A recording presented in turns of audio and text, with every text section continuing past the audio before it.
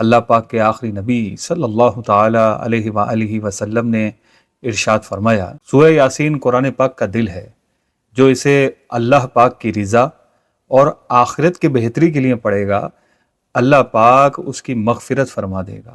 کیا شاندار یہ صورت مبارکہ ہے کہ جو اللہ پاک کی رضا کے لیے اور آخرت کی بہتری کے لیے اسے پڑھے، اس کی مغفرت کر دی جائے گی۔ رسول اللہ صلی اللہ علیہ وسلم نے ارشاد فرمایا کہ جو ایک بار سورہ یاسین شریف پڑھے گا، اس کے لیے 10 بار قرآن پڑھنے کا ثواب لکھا جائے گا۔ رسول اللہ صلی اللہ علیہ وسلم نے ارشاد فرمایا کہ میری خواہش ہے کہ سورہ یاسین میری امت کے ہر انسان کے دل میں ہو۔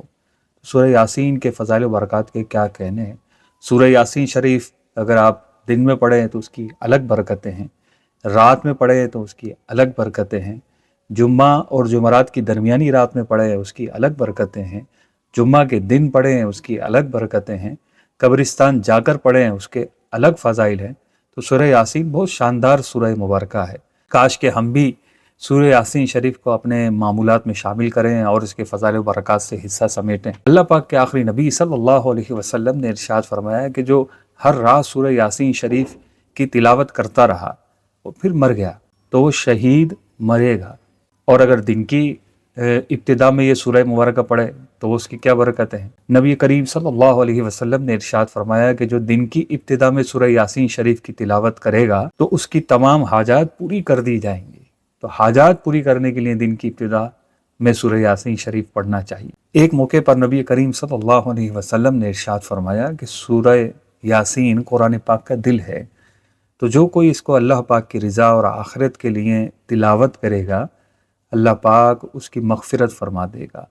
فرمایا کہ تمہیں چاہیے کہ اس سورت کو اپنے مرنے والوں کے پاس پڑھو، کہ جس پر نزا کا عالم طاری ہو اس کے پاس سورہ یاسین کی تلاوت کی جائے تو اللہ پاک کے کرم سے اس کی نزا میں اس کو آسانی عطا کی جاتی ہے۔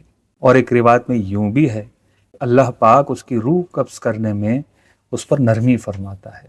تو سورہ یاسین جس پر نزا کا عالم طاری ہو، موت کا وقت قریب ہو، تو اس کے پاس پڑھنا چاہیے۔ اللہ پاک ہمیں اس کی توفیق عطا فرمائے۔ اللہ پاک کے آخری نبی صلی اللہ علیہ وسلم نے ارشاد فرمایا کہ جو جمعہ کے دن اپنے والدین یا دونوں میں سے کسی ایک کی قبر کی زیارت کرے اور ان کی قبر کے پاس سورہ یاسین کی تلاوت کرے تو اللہ پاک اس کے ہر حرف کے بدلے اس کی بخشش و مغفرت فرما دیتا ہے۔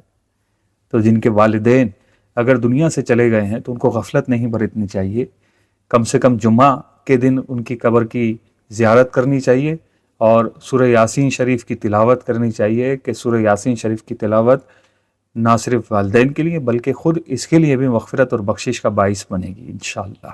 نبی کریم صلی اللہ علیہ وسلم نے ارشاد فرمایا کہ جس نے شب جمعہ سورہ یاسین شریف کی تلاوت کی اس کی مغفرت کر دی جائے گی۔ شب جمعہ سے مراد جمعہ اور جمعرات کی درمیانی رات ہے۔ اللہ پاک ہمیں عمل کی سعادت نصیب فرمائے، اللہ پاک تلاوت قرآن کا ذوق و شوق نصیب فرمائے۔